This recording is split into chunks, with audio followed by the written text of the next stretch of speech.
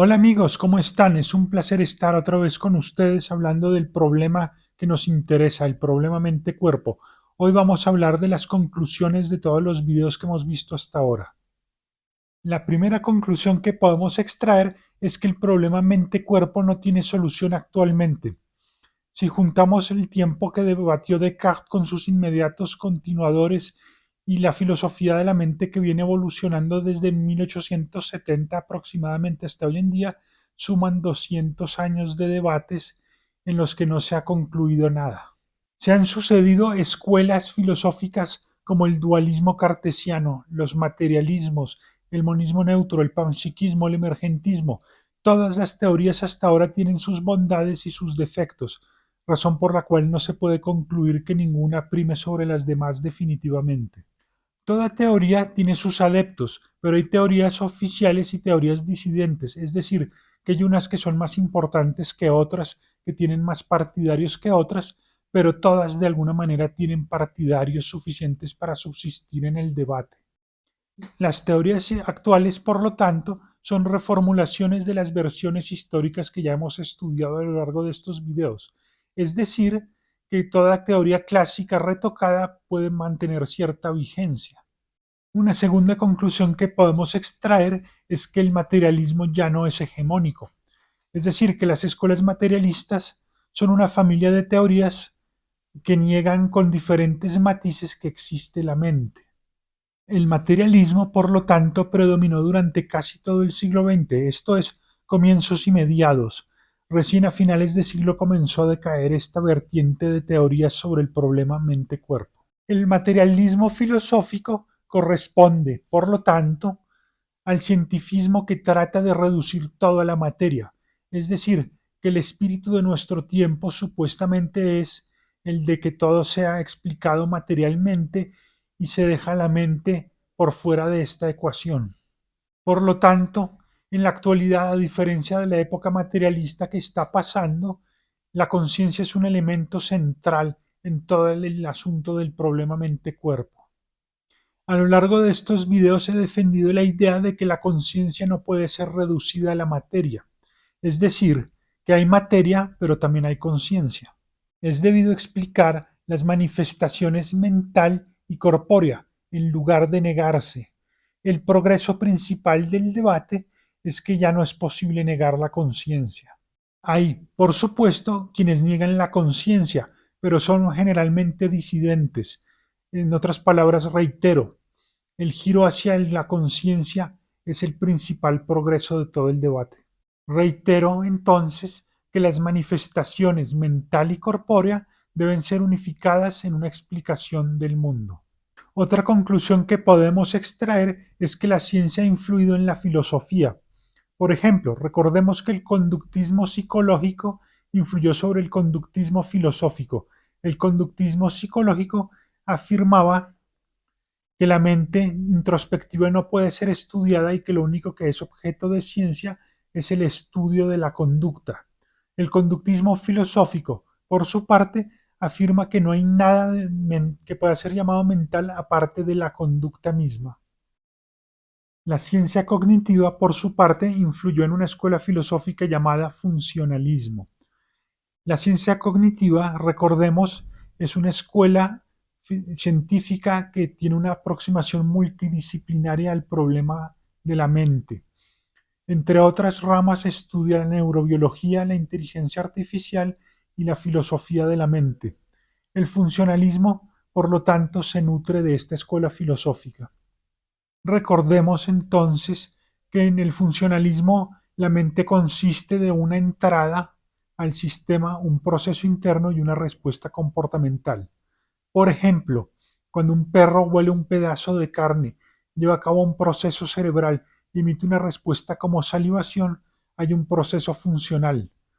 Pero también hay un proceso funcional cuando una persona escribe en un computador, el computador lleva a cabo un proceso interno y emite una respuesta que puede percibir el usuario del computador.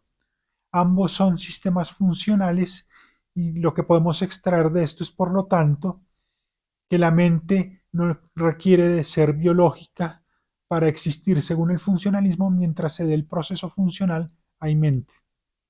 La pregunta que podemos hacernos ahora es cómo la ciencia futura irá a influir sobre la filosofía. Recordemos que Colin McGinn, un filósofo que hemos estudiado en videos anteriores, afirma que resolver el problema mente-cuerpo no es posible con la inteligencia humana actual, es decir, que es necesaria una inteligencia sobrehumana para resolver el problema mente-cuerpo.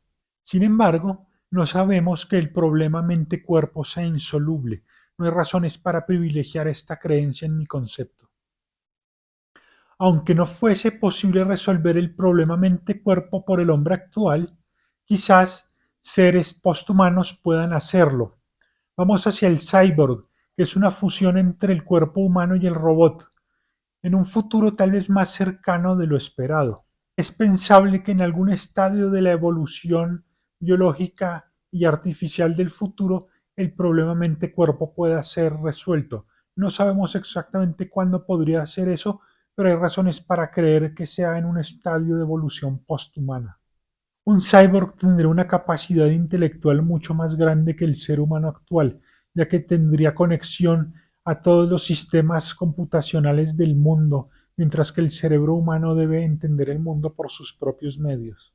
Otra conclusión que podemos extraer es que otro problema actual del problema mente-cuerpo es la explicación psicofísica de la mente. Se ha intentado explicar la mente recurriendo a la microfísica, es decir, que entidades tales como los átomos y las partículas subatómicas deberían poder explicar qué es la mente, pero esta aproximación ha sido infructuosa. Sin embargo, lo que sí podemos saber a ciencia cierta es que la mente se manifiesta en estructuras macroscópicas como el cerebro animal y humano y los tejidos nerviosos en general. No sabemos entonces a ciencia cierta en qué escala espacial surge la mente. Por otra parte, personalmente creo que una de dos teorías rivales, que son emergentismo y panpsiquismo, nos pueden llevar a la solución del problema mente-cuerpo. Teorías rivales significa, recordemos, que si una de las dos teorías es verdadera, la otra debe ser falsa y viceversa. Aunque ya hablé de estas teorías en videos anteriores, recordemos que el emergentismo es una teoría que afirma que hay niveles de existencia que emergen. De lo material emerge lo químico, de lo químico emerge lo biológico y de lo biológico emerge lo mental. Cada nivel de emergencia se basa en lo anterior, pero tiene además una realidad adicional. El panpsiquismo, por su parte, afirma que hay mente en todo, es decir, que hay mente no solo en los cerebros humano y animal, sino en cosas tales como las piedras y los ladrillos. El panpsiquismo es mucho más antiguo en la historia intelectual humana que el emergentismo, pero ambas posturas tienen sus partidarios hoy en día. Otra conclusión es que la ciencia y la filosofía deben seguir buscando la solución al problema mente-cuerpo. Este comienzo de siglo es el comienzo de siglo de la conciencia. Creo que la conciencia va a tener un papel preponderante en los próximos años en el estudio del problema mente-cuerpo. Se tratará de integrar en una explicación del mundo la naturaleza a la mente. El auge de la inteligencia artificial llevará entonces a creer algunos que los robots tienen mente, pero en un aspecto esencial no la tienen, pues no tienen conciencia, aunque pueden simularla. Estamos entonces a las puertas del transhumanismo, es decir, la superación de la condición humana. Tal vez el problema mente-cuerpo esté más cerca de ser resuelto de lo que creemos. La colaboración entre filosofía y ciencia seguirá siendo determinante en los próximos años y tal vez siglos. Amigos, ha sido un placer acompañarlos a conocer el problema mente-cuerpo y todo el debate histórico que ha surgido alrededor de él. La próxima vez iniciaremos unos resúmenes de todos los videos que hemos visto para complementar un poco este asunto. Desde Bogotá los saluda calurosamente Sergio Morales. Ha sido un placer estar con ustedes.